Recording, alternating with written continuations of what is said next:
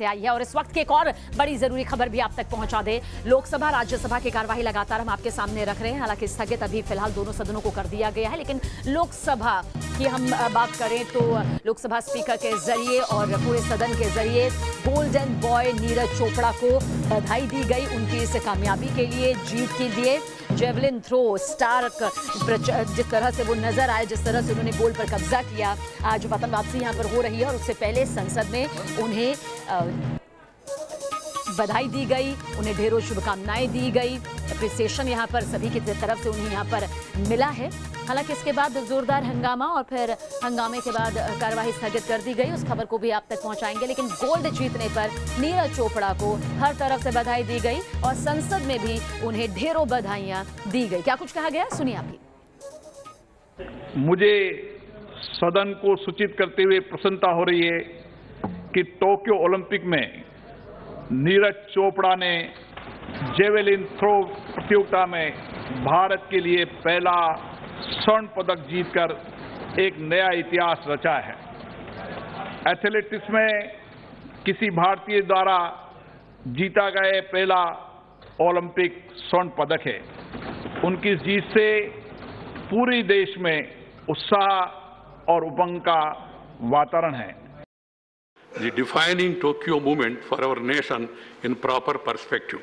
The Tokyo Games turned out to be the best Olympic movement for our nation in the last 121 years of its Olympic journey. और UNSC का यहाँ पर जिक्र कर लेते हैं। प्रधानमंत्री नरेंद्र मोदी आज इसकी अध्यक्षता करने वाले हैं। समुद्री सुरक्षा के लिहाज से क्या कुछ आज एक बड़ी तस्वीर बनने वाली है, इसके लिए स्पेशल रिपोर्ट आप गौर से देखें। आज पूरी दुनिया में बजेगा भारत का डंका। यूएनएससी की बैठक में मोदी रचेंगे नया इतिहास। यूएनएससी ओपन डिबेट की अध्यक्षता करेगा भारत। प्रधानमंत्री नरेंद्र मोदी आज रचने जा रहे हैं एक नया इतिहास। आज पहली बार उनकी अध्यक्षता में यूनाइटेड नेशन सिक्योरिटी काउंसिल की बैठक होने वाली है। इस बैठक की अध्यक्षता करने के साथ ही पीएम मोदी सिक्योरिटी काउंसिल की बैठक की अध्यक्षता करने वाले देश के पहले प्रधानमंत्री बन जाएंगे। आज यूनाइटेड नेशन सिक्योरिटी काउंसिल की बैठक में समुद्री सुरक्षा बढ़ाने के मसले पर वीडियो कॉन्फ्रेंसिंग के जरिए वर्चुअल बैठक होने वाली है।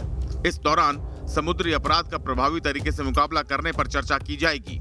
इसके साथ ही समुद्री क्षेत्र में अंतर्राष्ट्रीय सहयोग को मजबूत करने के तरीके पर भी जोर दिया जाएगा। बैठक में यूनाइटेड नेशन सिक्योरिटी काउंसिल के सदस्य देशों के राष्ट्राध्यक्षों के शामिल होने की संभावना है।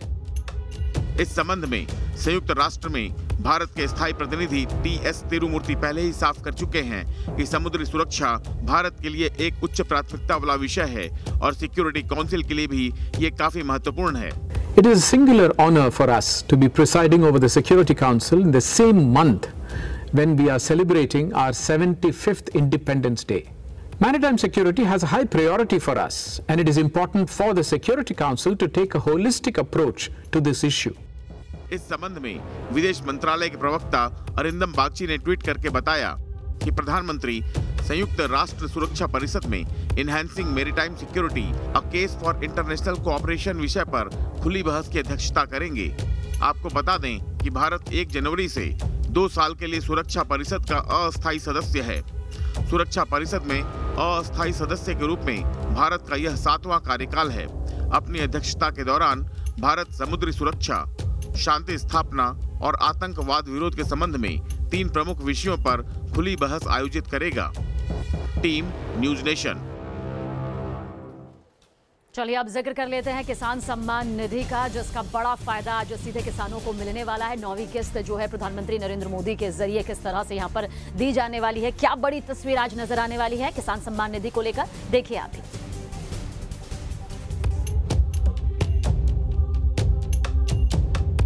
किसान सम्मान निधि की 9वीं किस्त आज 9 करोड़ 75 लाख किसानों के खाते में जाएगा पैसा।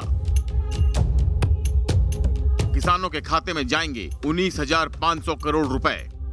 देश के अन्नदाताओं को आज पीएम किसान सम्मान निधि की 9वीं किस्त मिलने वाली है। प्रधानमंत्री नरेंद्र मोदी आज पीएम किसान सम्मान निधि योजना के तहत किसानों के खाते में पैसे डालने वाले हैं। देश के करीब 9 करोड़ 75 लाख किसानों के खाते में आज 19,500 करोड़ रुपए ट्रांसफर किए जाएंगे। प्रधानमंत्री नरेंद्र मोदी ने इस संबंध में खुद रविवार को एक ट्वीट करके बताया कि आज दोपहर 12:30 बजे प्रधानमंत्री किसान सम्मान निधि की अगली किस्त जारी की जाएगी। पीएम ने अपने ट्वीट में लिखा कि देश के परिश्रमी किसानों के जीवन को अधिक से अधिक आसान बनाने के लिए हमारी सरकार निरंतर कार्य कर रही है। इसी कड़ी में मुझे कल दोपहर 12:30 बजे पीएम किसान सम्मान निधि की अगली किस्त जारी करने का सौभाग्य प्राप्त होगा। देश के अन्नदाता किसानों की दशा सुधारने और उनकी आर्थिक मदद करने के लिए प्रधानमंत्री किसान सम्मान निधि योजना शुरू की गई है। इसके तहत किसानों को सरकार हर साल 6,000 रुपए देती है। ये राशि सीधे किसानों के खाते में ट्रांसफर होती है। साल में 3 बार 2,000 रुपए की राशि दी जाती है। अभी तक प्रधानमंत्री किसान सम्मान निधि की 8 किस्त जारी हो चुकी है, जिसके तहत किसानों को 1,38,000 करोड़ रुपए दिए जा चुके हैं। आज दोपहर प्रधानमंत्री किसान सम्मान निधि योजना की 9वीं किस्त जारी करने के साथ ही पीएम मोदी इस योजना का फायदा पाने वाले कुछ किसानों से बातचीत भी करेंगे। इस दौरान उनके साथ केंद्रीय कृषि मंत्री नरेंद्र सिंह तोमर भी मौजूद रहेंगे। Team news nation.